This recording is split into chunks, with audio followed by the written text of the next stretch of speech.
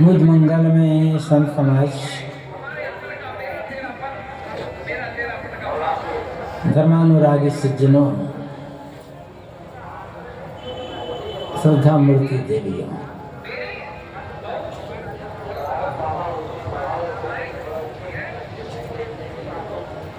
सदगुरु कबीर का एक बड़ा प्रसिद्ध पद है,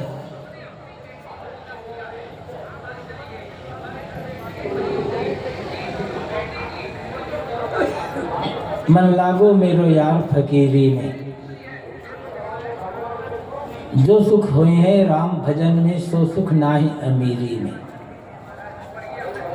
भली बुरी सबका सुन लीजिए, कर गुजरान गरीबी में। प्रेम नगर में रहने हमारी, भली बनी आई सबूरी में।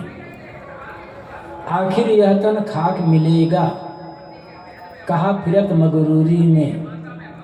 कहत कबीर सुनो भाई साधो, साहब मिले सबूरी में। मन लागो मेरो यार फकीरी में।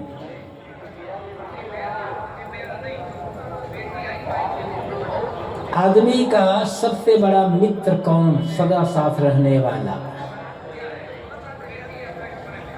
उसका अपना मित्र।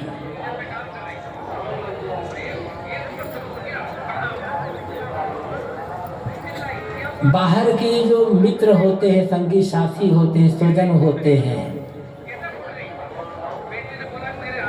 वो सब छूट जाते हैं।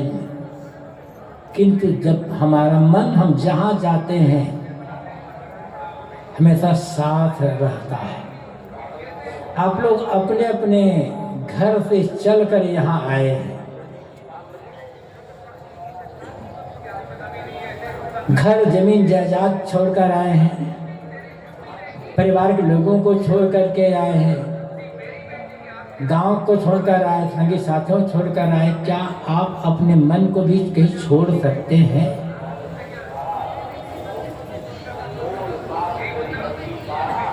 मन को तो छोड़ा ही नहीं जा सकता। न तो मन को छोड़ा जा सकता है और न ही अपना स्वभाव छोड़ा जा सकता है।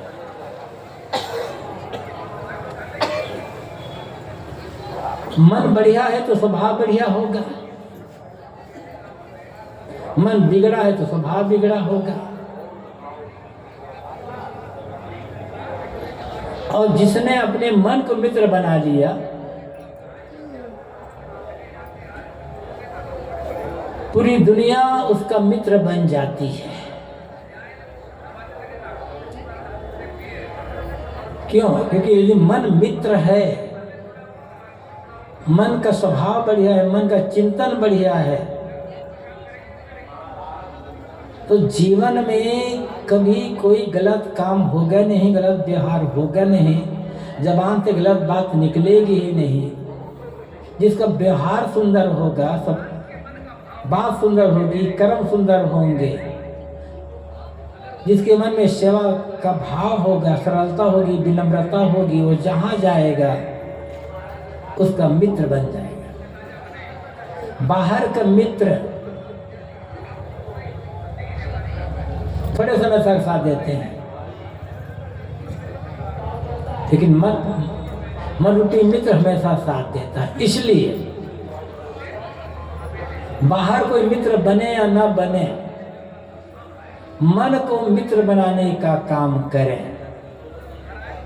और ये सत्संग में इसे यही बताया जाता है कि अपने मन को मित्र कैसे बनाया जाए। और ये मन मित्र बन गया तो जीवन में कोई दुख रह ही नहीं जाएगा, कोई पीड़ा नहीं रहेगी। और मन को मित्र बनाने का रास्ता क्या है? बड़ा सरल काम, बड़ा सरल काम। अच्छा सोचना।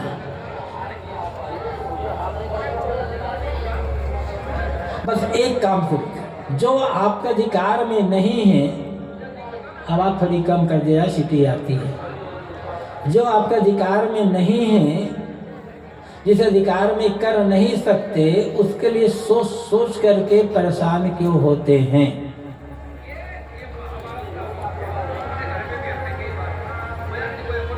वही सोचिए जो आपका अधिकार में है, जो आप कर सकते हैं। तो इसके लिए बदला के अच्छा सोचना शुरू करें, अच्छा सोचें। हम और आप मनुष्य हैं,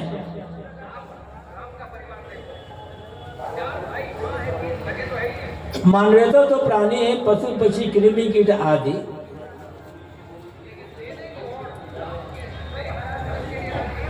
उनके अपेक्षा हमारे पास दो शक्तियां अधिक है, एक वाणी की शक्ति और एक मन की शक्ति, बोलने की शक्ति और सोचने की शक्ति। और जिसने अपनी बात पर संयम कर लिया, बात को वाणी को सुधार लिया, वाणी संयम कर लिया और अपने चिंतन पर संयम कर लिया, मन पर संयम कर लिया, फिर उसे बाहर कहीं भटकने की आवश्यकता नहीं।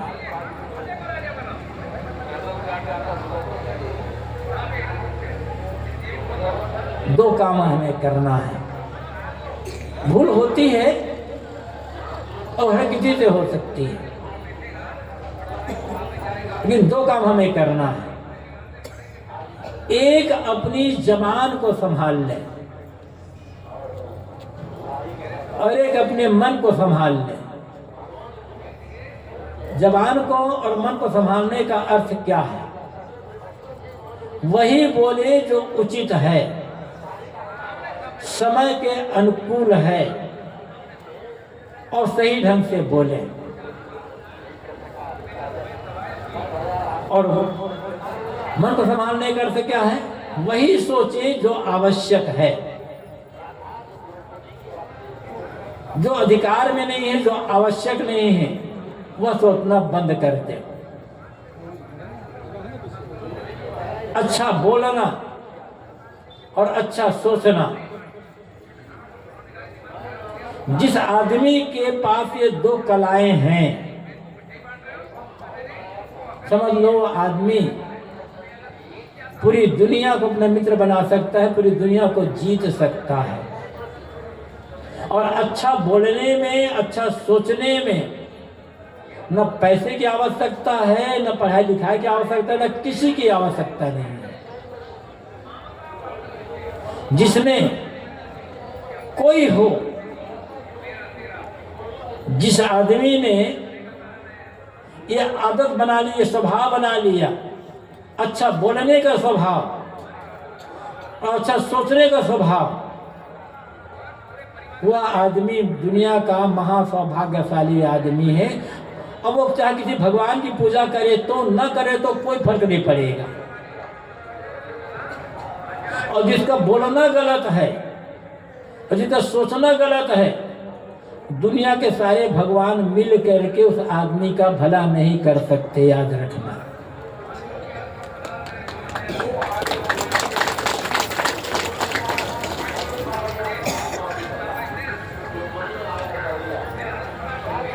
यहाँ पर मैं साहब की साखी, साहब का पद कह रहा था, मन लागो मेरो यार फकीरी में। साधक हर व्यक्ति को अपने मन को संबोधित करता है, ऐ मित्र मन तुम फकीरी में लगो। फकीरी क्या है? लोग समझते हैं फकीरी घर छोड़कर किसी मठ में चले जाना और साधु का कपड़ा पहन लेना, ये फकीरी है। ये फकीरी नहीं है, एक वेश है, एक मार्ग है, एक रास्ता है। फकीरी है मन की पकड़ रहित अवस्था। फकीरी है मन की चिंता रहित, दुख रहित अवस्था। कहीं पकड़ होगी तो चिंता होगी, कहीं पकड़ ही नहीं है, किसी की पकड़ नहीं है मन में, तो चिंता किस बात का? पकड़ ही नहीं है, कुछ अपना माना ही नहीं जाता, केवल सेवा किया जाता है, व्यवस्था किया जाता है, अधिकार की लालसा है ही नहीं, तो चिंता किस बात की? जिसके मन से चिंता निकल गई, समझ लो उन्होंने फकीरी को जीना आरंभ कर दिया।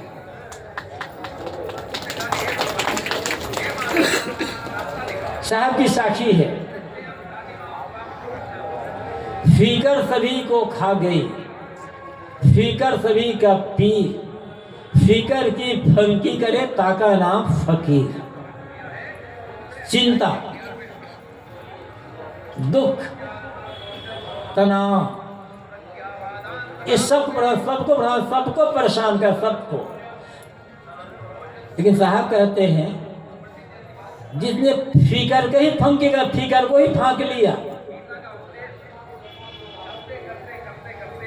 जिसने चिंता करना छोड़ दिया,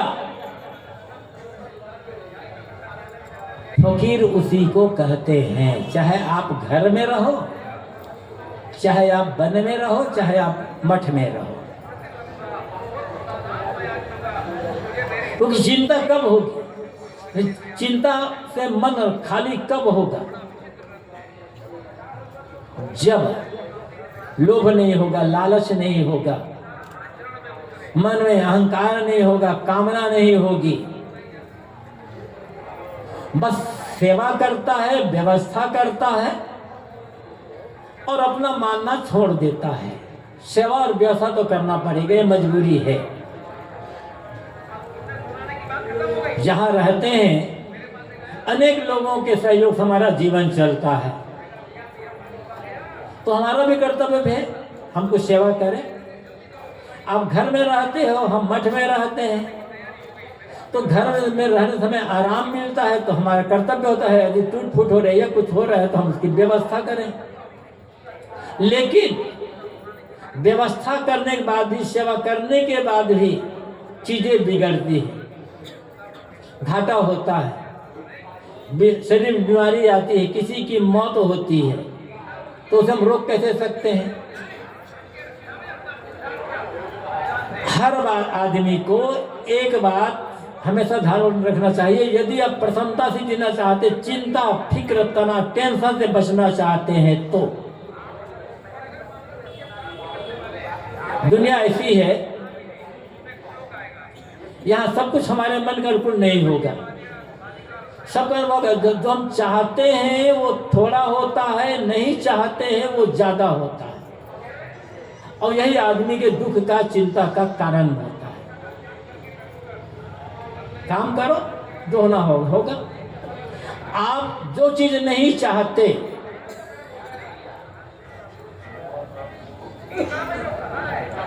आप उसको भरसक शक्ति से पूरी ताकत लगाकर रोकने का काम करो। जो आप नहीं चाहते, आप नहीं चाहते कि बीमारी हो, आप नहीं चाहते कि घाटा हो, आप नहीं चाहते परिवार में किसी की मौत हो, तब पूरी ताकत लगा दीजिए उसे रोकने के लिए। और पूरी ताकत लगाने के बाद भी यदि आप रोक नहीं पाते, वो घटना ही है, तो उसे बदलने का काम करें। बदलने के लिए पूरी ताकत लगा बदलने का काम करें। लेकिन पूरी ताकत लगाने के बाद भी आप रोक नहीं सकते, बदल नहीं सकते, तो वजह अच्छा है उसे स्वीकार कर लेना प्रसन्नता के साथ, क्योंकि अधिकार में नहीं है ना। और स्वीकार करके फिर जिस समय जो काम करना सावधानी पूर्वक होगा वो काम करो, विवेक पूर्वक काम करो, चिंता नहीं होगी, तनाव नहीं होगा, क्योंकि आपको जो करना चाहिए था आप कर लो। लेकिन हम ये नहीं करते, धर्म के नाम पर अनेक प्रकार के कर्म कांड करते हैं। हम कहते हैं कि इतना बड़ा घर बन जाएगा, ऐसा इतनी जमीन हो जाएगी, इतनी फैक्ट्री लग जाएगी, इतना पैसा हो जाएगा, ऐसी गद्दी मिल जाएगी, ऐसा पद मिल जाएगा, तो ये हो जाएगा, तो वो हो जाएगा, तो मैं सुखी हो जाऊंगा। सब तो किया, सुखी कितने हुए? जो करना है करो, उसके लिए मनाही नहीं है, लेकिन जो हो रहा है, हो चुका है, उसे सहज भाव से स्वीकार करो। जो पुरानी गलत बातों को सोच करके परेशान नहीं होता, दुखी नहीं होता, चिंता नहीं करता, और आगे क्या होगा इसकी भी चिंता और कल्पना नहीं करता, मतलब बीती हुई बात और जो भी आने वाला है, जो दोनों चिंता से मुक्त है, उसी का नाम फकीर है। फकीर वह है जो वर्तमान में जीना जानता है, फकीर वह है तो वर्तमान में जी रहा है, और वर्तमान में जीने वाली दुनिया में बहुत थोड़े लोग होते हैं। सुखी रहने का एक ही रास्ता है, वर्तमान में जीना। भूतकाल बीत गया है, अब वो लौट करके आ नहीं सकता है, तो सोच सोच करके परेशान क्यों हो रहे हैं। मान लो 2 दिन पहले, 2 महीना पहले, 2 साल पहले, 10 साल पहले किसी ने आपको गाली दी थी, किसी ने आपका अपमान किया था, किसी ने आपकी निंदा की थी, किसी ने आपको चाटा मार दिया था, किसी ने आपका काम बिगाड़ दिया था। अब वो तो बीत गया ना, और लौट कर तो आ नहीं सकता, तो उसे याद करने से क्या फायदा। आपको 2 दिन, 2 महीना, 2 साल, 10 साल, 15 साल पहले किसी ने आपका सम्मान किया था, आपकी बड़ी प्रसन्नता हुई थी, आपको बड़ा मुनाफा हुआ था, आपको बड़ा पद मिल गया था, आप बड़े अफसर थे, अब वो भी तो नहीं रह गया, तो क्या फायदा। कितने ऐसे लोग जो पहले बड़े अफसर थे, और जब अफसर थे तब उसके नीचे बहुत से लोग काम करते थे, किसी को डांटते थे, किसी को फटकारते थे, किसी को सस्पेंड कर दिया, किसी को ये कर दिया, किसी को वो कर दिया, अमुक का काम बना दिया, ऐसा मैंने ऐसा किया, वैसा किया। ठीक है, उस समय आपका अधिकार था, और जब वो जाते थे तो पीछे पीछे 10, 12, 15, 20 आदमी चलते थे, सिपाही चलते थे, और अब रिटायर्ड हो गए हैं, खुद झोला लेकर सब्जी लेने जाते हैं, लेकिन कहते हैं जब साहब, जब मैं ऐसा नौकरी करता था ना, तो मैंने ये किया, मैंने वो किया। मुर्दा में जी रहा है, क्या फायदा उसको याद करके। जो मुर्दा में नहीं जीता, जो मुर्दा को क्यों दफना देता है, और जो सपने में भी नहीं जीता है, कि आगे क्या होगा, वर्तमान में जीता है, उसका नाम फकीर है। यदि सुखी रहना चाहते हो तो रास्ता यही है। मन लागो मेरो याद फकीरी में, मैंने कहा फकीरी पकड़ रहित अवस्था, फकीरी चिंता रहित अवस्था, फकीरी वर्तमान में जीना, सारा दुख खत्म। ये केवल साधुओं के लिए नहीं है, हर उस आदमी के लिए है जो जीवन को शांति से, आनंद से, प्रसन्नता से जीना चाहता है। और हर आदमी जीवन को प्रसन्नता से, सुख से जीना चाहता है, दुख से जीना कौन चाहता है। इसलिए कहा गया, ऐ मित्रमन फकीरी में लगो, सेवा करो, अधिकार छोड़ दो, जो बीत गया उसकी चिंता मत करो, आगे क्या होगा कल्पना मत करो, कहीं अपने मन को फंसा करके रखो मत। इसी जीवन में परमानंद का अनुभव हो सकता है, फिर आप जो करना चाहो तो करो। आप अपने जीवन के मालिक स्वयं हैं, आपके जीवन बदलने वाला कोई बाहर से आएगा नहीं। संत और गुरु, बड़े बुजुर्ग, माता पिता, अन्य जो अन्य हैं, वो केवल राय दे सकते हैं, प्रेरणा दे सकते हैं, उसे समझा बुझा सकते हैं, कभी प्यार से, कभी डांट कर समझा सकते हैं, लेकिन हमारे आपके जीवन को जबरदस्ती वो बदल नहीं सकते हैं। और ये भी समझना होगा, जब तक हम स्वयं नहीं चाहेंगे अपने जीवन को बदलना, तब तक दुनिया भर सारे देवी देवता भगवान मिलकर हमें नहीं बदल सकते। और जिस दिन हम सोच लेंगे अपने बदलने को, तो सारे भगवान मिल करके हमें रोक नहीं पाएंगे। सारा दायित्व हमारे अपने ऊपर निर्भर है। तो बात तो फकीरी की है। मन लागो मेरो यार फकीरी में, हर आदमी को अपने मन को मित्र बनाना है, और उसके लिए मैंने कहा एक रास्ता है, जो सोचो अच्छा सोचो, बेकार बात सोचो ही मत, और सेवा करो, अधिकार छोड़ करके, पकड़ छोड़ करके, चिंता रहे, चिंता में परेशान मत हो, वर्तमान में जीना सीखे, वर्तमान में क्या करना है ये सोच करके करते चलें। जो सुख हुई है राम भजन में, सो सुख नहीं अमीरी में। राम भजन में जो सुख होगा वो सुख अमीरी में नहीं होगा। अमीरी मतलब संसार का वैभव, संसार का चाकचिक, संसार का राग रंग। खाली अमीरी मतलब पैसे की नहीं है। अमीरी तो एक दिखावा है बस। ठीक है, जीवन है तो पैसा चाहिए, पैसे की आलोचना नहीं है, पैसे की निंदा नहीं है। बिना पैसे कुछ काम नहीं होगा। पैसा नहीं होता तो ये इतना बड़ा कुंभ का आयोजन कैसे होता? पैसा न होता तो पंडाल कैसे बनता? हम यहाँ बैठे कैसे रहते? पैसा ना होता तो आप यहाँ तक आते कैसे? तो पैसे की आवश्यकता तो है, तो लेकिन मात्र पैसा मात्र व्यवहार का साधन है। पैसे में सुख खोजोगे तो धोखा खा जाओगे। पैसे में सुख होता तो बड़े बड़े जो धनवान हैं वो सब सुखी हो गए होते, उनके जीवन में दुख ना होता। एक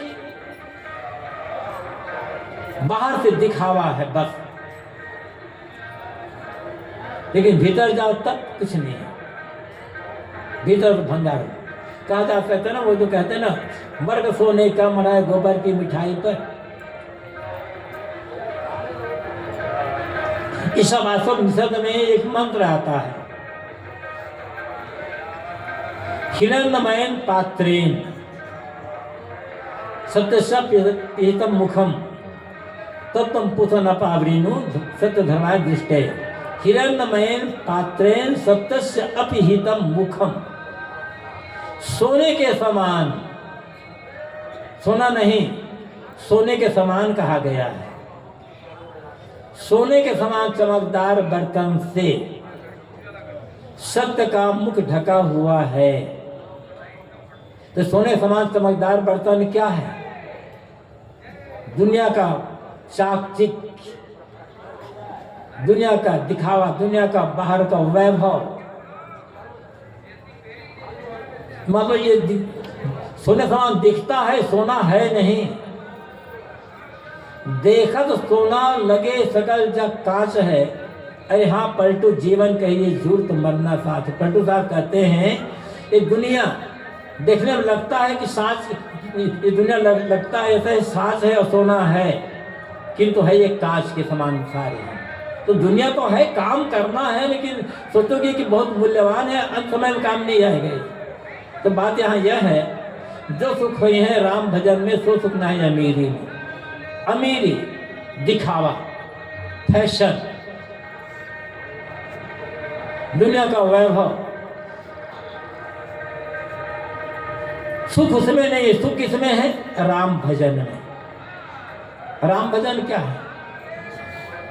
कई बार चर्चा हो चुकी इसी मन से। राम भजन है आत्मशोधन और आत्मचिंतन। निरंतर अपने आप को शोधते जाना। तन मन वचन के जो दोष हैं, उनके बुरे स्वभाव हैं, उनकी जो बुरी आदतें हैं, इनको शोध करके निकालते जाना। अपने आप को गढ़ते छूते संवारते चले जाना। और फिर अकेले बैठ करके आत्मचिंतन करने, सोचे कि मेरा क्या है और मेरा क्या नहीं है। हम कहने को कहते हैं, व्यवहार के लिए कहना पड़ता है, मानना पड़ता है, ये मेरा है, ये मेरा है, ये मेरा है। ये व्यवहार है। अब बिना माने व्यवहार चलेगा नहीं, बिना माने व्यवस्था होगी नहीं। ये हमारा क्या है? जिस घर में आप रहते हैं, अनेक लोग आए और चले गए। आपका गांव, अनेक लोग आए और चले गए वहां से। आप किनका था? बिहार के लिए है। एक बहुत वृद्ध महात्मा, 80-90 साल से अधिक उम्र के महात्मा, एक युवक भक्त के यहाँ गए। उस भक्त ने महात्मा का स्वागत सत्कार किया, भोजन पान आदि प्रबंध किया, निवास किया। महात्मा जी भोजन करके आराम किए। आराम करके ऐसे शाम के समय महात्मा जी बाहर निकले तो युवक मिल गया। घर के बाहर आए तो मिल गया, तो उस युवक ने कहा, महाराज जी वो देख रहे हैं दूर लंबा जो पेड़ दिखाई पड़ रहा है, वहां तक की सारी जमीन मेरी है। ये बड़े बड़े कई मकान जो दिखाई पड़ रहे हैं, कई की बिल्डिंगें, कई की तलक बिल्डिंग दिखाई पड़ रही है, ये सब बिल्डिंगें, ये सारे मकान मेरे हैं। बताता रहा ये मेरा है। महात्मा जी सुनते रहे। जब युवक बताना बंद कर दिया तो उनकी बात सुनकर महात्मा जी हंसने लगे। युवक ने कहा, महाराज जी अब मेरी बातों सुन करके आप हंस रहे हैं, मैंने कोई गलत कहा? बेटा गलत तो नहीं कहा, कि तुम्हारी बात सुन करके मुझे थोड़ी हंसी आ रही कि क्या तुम कह रहे हो ये सारे मकान मेरे हैं, ये सारी जमीनें जो दिखाई पड़ रही है ये सारी जमीनें मेरी है। आज से 30 साल पहले मैं आया था तुम्हारे घर में, तब तुम्हारा जन्म नहीं हुआ था। उस समय तुम्हारे पिता थे। उसमें तुम्हारे पिता कह रहे थे, महाराज जी ये सारे मकान मेरे हैं, ये सारी जमीनें मेरी है। और उसके पहले 50-55 साल पहले और आया था, तब उस समय तुम्हारे दादा ने कहा था, महाराज जी ये सारे मकान मेरे हैं और ये है जमीनें मेरी। सोच रहा हूँ तुम्हारे दादा का मकान है कि तुम्हारे पिता का मकान है कि तुम्हारा मकान है, सोच रहा हूँ किसका है। सोचकर मुझे हंसी आ रही है। व्यवहार है,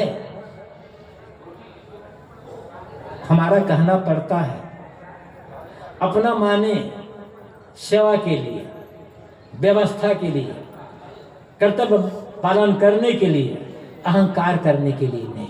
हम अहंकार कर लेते हैं और यही अहंकार ही गड़बड़ी का पैदा करता है। यह अहंकार ही दुख का कारण बनता है। अपना मानना दुख का कारण नहीं बनेगा।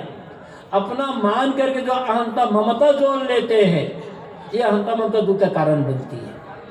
तो बात मैं ये कह रहा था, जो सुख हुई है राम भजन में, सो सुख ना ही अमीरी में। राम भजन में जो सुख होगा, निरंतर के आत्मशोधन में, आत्मचिंतन में, मन के अंदर मुक्ता में जो सुख होगा, वो सुख बाहर के वैभव में नहीं होगा। पद प्रतिष्ठा धन दौलत में नहीं होगा। और अमीरी में सुख होता तो बड़े अनेक राजा महाराजा राजपाट छोड़ करके जंगल क्यों चले गए तपस्या करने के लिए।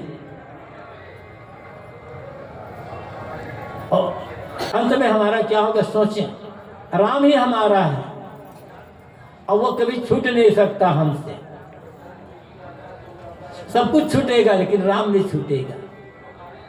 कहें कबीर राम नहीं छाड़ो गरे पर चढ़े ऊंचा, यह संसार सकल है मैला, राम कहे ते सोचा। कहे कबीर राम नहीं छाड़ो गिरल पड़ा चढ़े ऊंचा। आपको सारा संसार मैला है। संसार किसी बात को लेकर सोचे पर तुरंत चिंता मन में खड़ी होगी और भय खड़ा हो जाएगा। ये छूट ना जाए, बिगड़ ना जाए, लोग छीन ना ले। लेकिन जब अधिकार नहीं होगा, अधिकार की भावना नहीं होगी, अहंकार नहीं होगा, तो चिंता नहीं होगी, भय नहीं होगा। जिसके सोचने से, जिसकी याद करने से मन मैला हो जाए, मलिन हो जाए, वो सुख का, शांति का, कल्याण का कारण कैसे बन सकता है, ये सोचिए। कल्याण का, सुख शांति का, मुक्ति का कारण वह बनेगा जिसके सोचने से,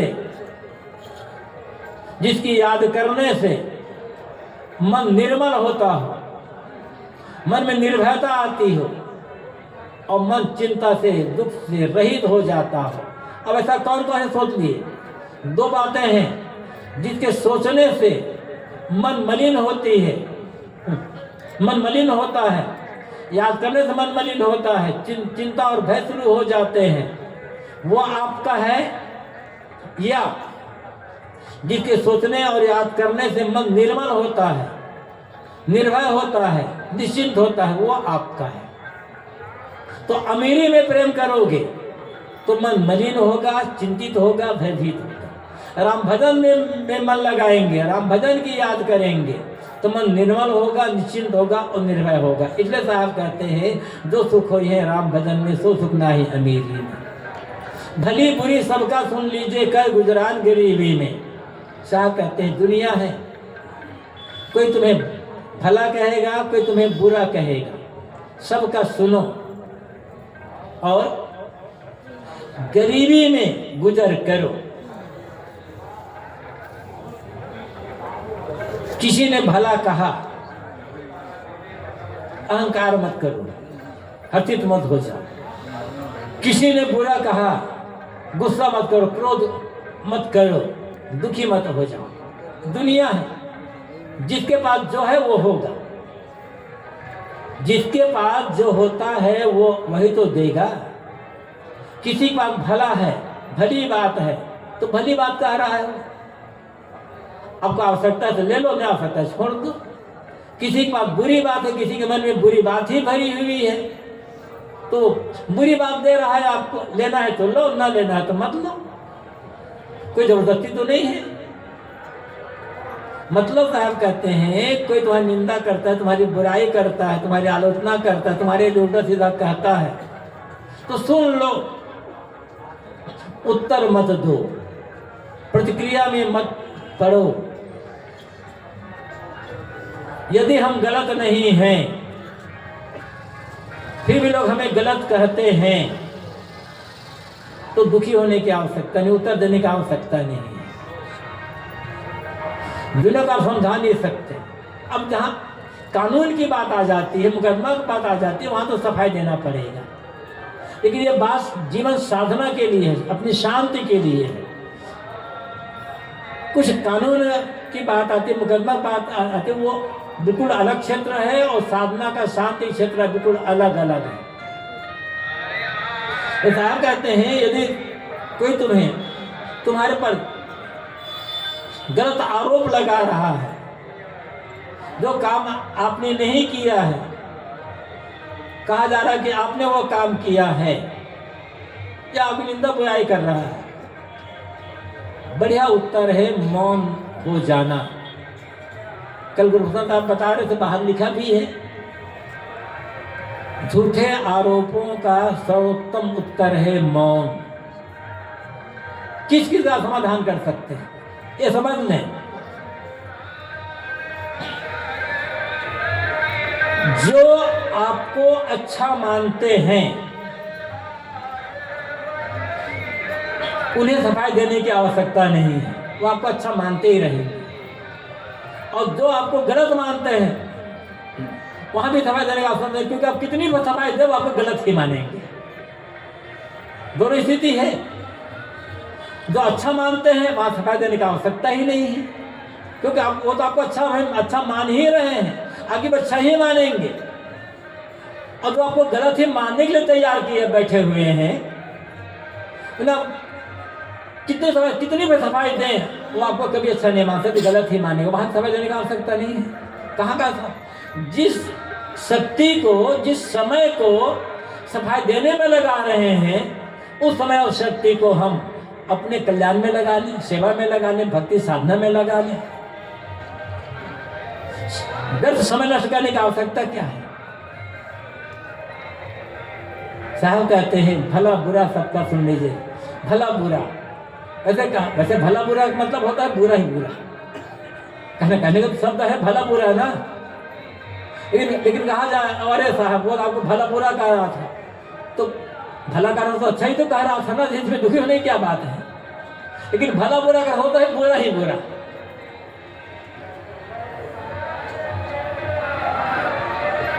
गुरुदेव जी कहा करते थे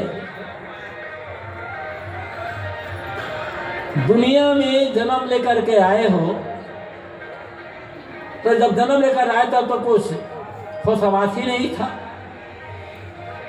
अकल ही नहीं थी उस समय, कुछ जानते बुझते ही नहीं थे, वो तो अलग बात है। लेकिन जब से अकल आई, समझने बुझने की शक्ति आई, जिस क्षण चाहे वो पुराना समय बीत गया हो, आज भी यदि समझ ले कि जब तक सच और झूठ समझने की अकल नहीं आई थी, क्या कर्तव्य है क्या अकर्तव्य है ये समझने की अकल नहीं आई थी। क्या अपना है क्या पराया है ये समझने की अकल नहीं आई थी। तो समझ लो पूरा समय बचपना में व्यतीत हुआ। चाहे 10 साल 20 साल 40 साल 50 साल 60 साल की उम्र भी चला गया है। 60 साल की उम्र तक ये अवस्था रही कि भला बुरा समझने की अकल ही नहीं थी। तो 60 साल की उम्र तक में भी आप बालक ही रहे हो। एक बालक पर एक बचपना होता है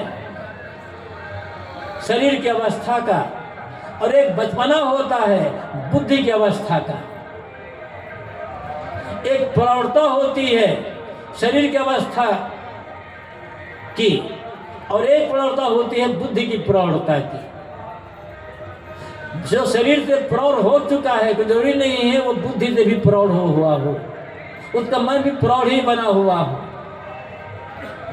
और जो बालक है जिसकी जो थोड़ी उम्र का है कोई जरूरी नहीं है कि वो जैसे शरीर से बालक है तो वो मन से भी बालक ही होगा।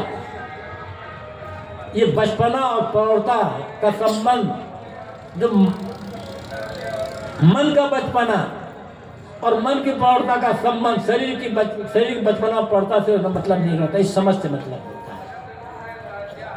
तो जब तक मन का बचपना था साथ झूठ अपना पराया कर्तव्य करते की समझ नहीं थी तब तक मतलब बचपना ही। और जिस समय अकल आई मन का बचपना खत्म हुआ तो गुरुदेव जी कहते समझ लो उस समय दुनिया में तुम केवल चाटे खाने के लिए आए हो। यहाँ दुनिया में चाटे के अलावा कुछ मिलेगा नहीं। तो चाटा केवल गाल पर ही नहीं लगेगा, लगता है गाल पर चाटा कभी लगता है, अधिक चाटा तो मन पर लगता है। और गाल की चाटा आदमी परेशान नहीं है, परेशान है आदमी मन के चाटा से। उन्होंने हमारे बिगाड़ दिया, उन्होंने ये कर दिया, उन्होंने बराबर सोच करके। और ये भी समझ लो यदि हम बराबर गलत सोचते हैं, नकारात्मक सोचते हैं, भावनात्मक बातें सोचते हैं तो अपने गाल पर खुद चाटा लगा रहे हैं। हम खुद अपने को दंडित कर रहे हैं, पीड़ित कर रहे हैं। या तो सदगुरु कबीर कहते हैं भला बुरा सबका सुन लीजिए कर गुजरान गरीबी में। कोई तुम्हारे बारे में भला बुरा कहता है, तुम्हारी निंदा बुराई आलोचना करता है, सुन लो, प्रतिक्रिया में मत पड़ो, उत्तर देने की कोशिश मत करो और भीतर से शुद्ध भी मत हो और गरीबी में गुजरान करो। तो गरीबी में गुजरान करने का अर्थ ये नहीं है कि फटे पुराने कपड़े पहने, गंदे कपड़े पहने, रूखा सूखा बासी भोजन खाने लग जाए या फूल की झोपड़ी में रहने लग जाए। गरीबी में गुजरान करने का अर्थ है, दो अर्थ होता है। एक अर्थ जब जो मिल जाए उसमें संतोष रखना, कम मिले तो पर्याप्त है, ज्यादा मिले तो पर्याप्त है। हर परिस्थिति में संतोष।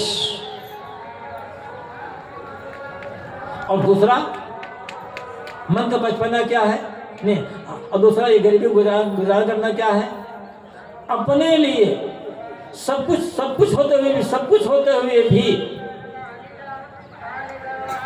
अपने लिए व्यक्तिगत के लिए कम से कम खर्च रखना, कम वस्तुओं में गुजर करना, दिखावा में। गरीबी गुजार करने मतलब है दिखावा में, प्रदर्शन न करना, फैशनबाजी ना करना। ये फैशनबाजी भीतर का नकलीपना है, इसलिए फैशनबाजी को छोड़े। गरीबी गुजार करने का अर्थ होता है सादा जीवन, उच्च विचार वाली बात कर सकते हैं। तो साहब ये एक पंक्ति हमारे लिए, भला बुरा सबको सुन लीजिए कर गुजार गरीबी में, सबका भला बुरा सुनो, प्रतिक्रिया में मत पड़ो और दिखावा छोड़ करके सादा जीवन रखो, सहज थोड़े में गुजर करना सीखो। जब जो मिल जाए उसमें संतोष रख लो तो जीवन में फकीरी आ जाएगी। फकीरी क्या है, भला बुरा सुन करके शांत रहना और फैशनबाजी में न पड़ करके सादा जीवन व्यतीत करना, जो मिले उसमें संतोष रखना, यह फकीरी है। और इसी फकीरी में आनंद है, इसी फकीरी में ही दुखों से मुक्ति मिलेगी। शरीर से फकीर भले ना बने, किंतु मन से फकीर बनने का अवसर है। जो व्यक्ति मन से फकीर बन गया, वो चिंता दुख पीड़ा सबसे छुटकारा पा गया और जीते जी वह कल्याण का अनुभव कर सकता है। इसलिए मन से हर व्यक्ति को फकीर बनने का आवश्यकता है। जैसे साहब ने कहा, मन लागू मेरे यार फकीरी में। सदगुरु कबीर के ये पद, उसकी 3 पंक्तियों पर थोड़ी चर्चा किया मैंने। आप लोगों ने बड़ी शांति के साथ मेरी बातों को सुना। बहुत बहुत धन्यवाद, आभार। अपनी वाणी को यहीं पर विराम। बोलिए सदगुरु कबीर साहिब की, सदगुरु अभिलाष